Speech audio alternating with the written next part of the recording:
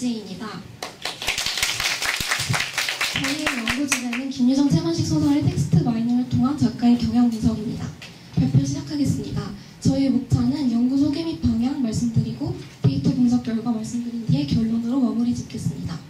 먼저 저희 연구 대상에 대해서 소개드리겠습니다. 김유정과 채만식은 1930년도에 가장 활발히 작품 활동을 했던 두 작가로 기존 논의에 의하면 대조적인 경향을 가지고 있는 것으로 알려져 있습니다. 저희는 기존 연구자의 학술적 지식에 기반한 것이었다며 데이터 마이닝 결과 분석을 통하여 좀 더 구체적인 수치와 시각화된 네트워크망을 통하여 두 작가의 경향을 분석하고자 하였습니다.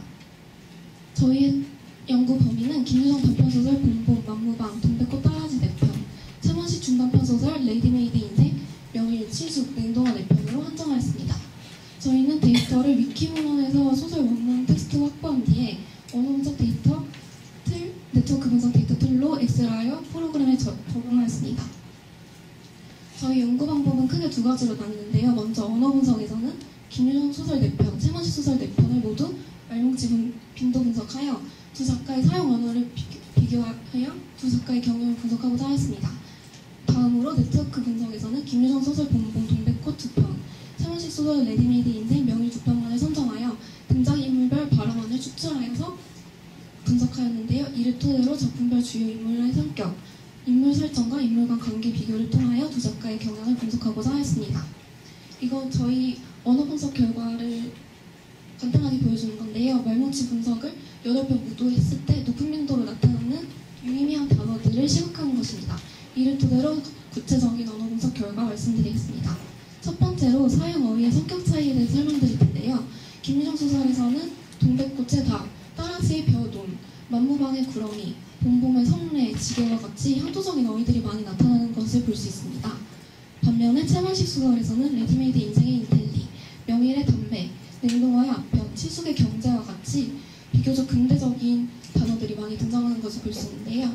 이는 김유정 소설의 공간적 배경은 농촌을 위주로 했기 때문에 향토적인 어휘가 많이 등장하고, 채만식 소설은 근대 문물이 많이 도입되는 도회시를 배경으로 했기 때문에 비교적 도시적이고 근대적인 단어들이 많이 등장하였다고 생각할 수 있습니다. 마찬가지로 비속어의 비율 또한 보았을 때 자식이나 농가 같은 비속어가 김유정 소설에서 높은 비율로 나타나는 것을 볼 수 있습니다. 이는 김유정 소설의 등장인물들이 대부분 비속어를 사용하는 농촌의 전형적인 인물이었다는 것을 볼 수 있습니다. 다음으로 대상 지칭의 방식의 차이에 대해서 설명드리겠습니다. 김유정 소설에서는 점순, 아키코, 영예, 응치리와 같이 등장인물의 이름을 정확하게 명명하는데요. 이에 비해서 채만식 소설에서는 PMH와 같은 이니셜 또는 시숙에서의 아저씨처럼 등장인물의 이름을 정확히 명명하지 않음으로써 익명성이라는 근대적인 소설의 성격을 좀 더 드러낸다고 볼 수 있습니다. 마찬가지로 채만식 소설에서는 또한 그나 그것, 저것과 같이 인물 설명을 지칭할 때 대명사를 사용함으로써 근대적인 소설의 성격을 좀 더 보인다고 생각할 수 있습니다.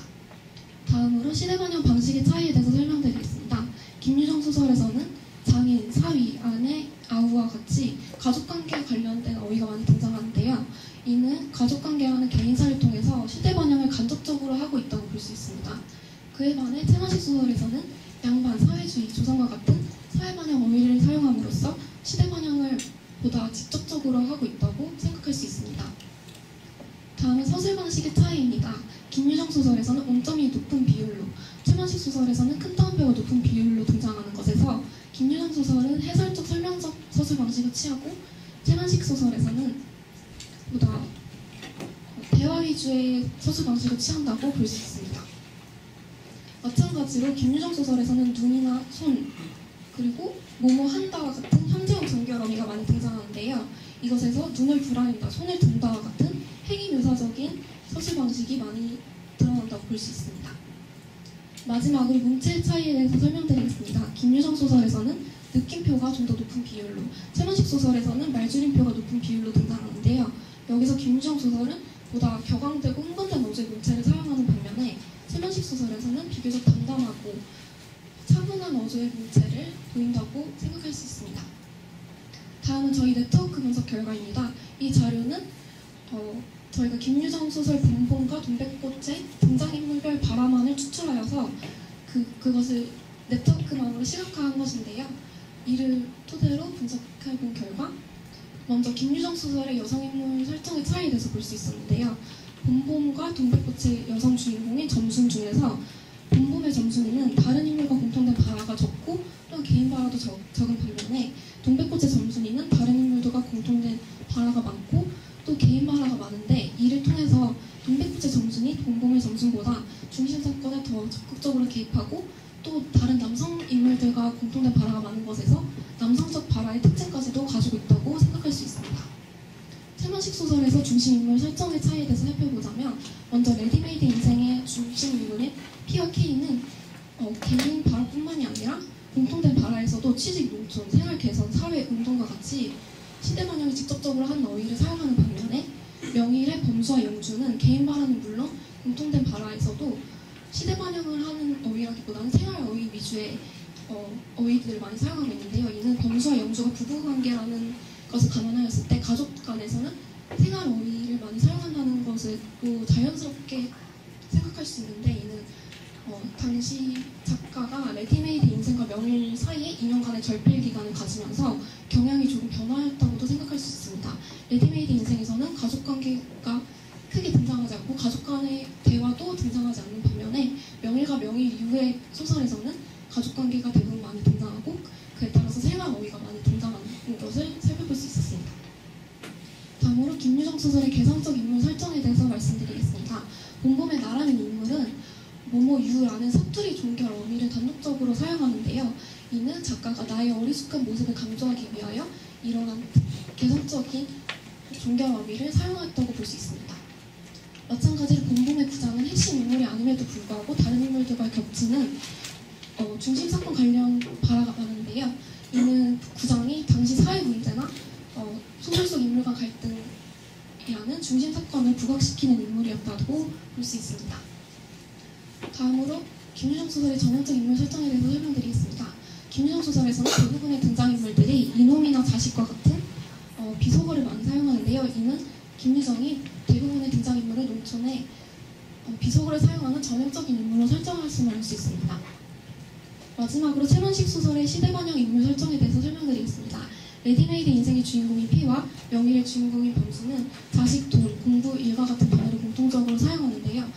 이는 P와 범수가 자식을 둔 아버지인 동시에 실업한 인텔리였다는 사실을 감안하였을 때 자식을 공부를 시킬지 일을 시켜 돈을 벌게 할지 자식에 대한 진로에 대한 고민을 공통적으로 했다는 것을 알 수 있는데, 당시 시대에 지식인임에도 불구하고 돈을 벌지 못하는 무력한 상태들의 인텔리들이 만연하였다는 시대상을 반영하고 있는 인물들로 주인공이 설정되었음을 알 수 있습니다.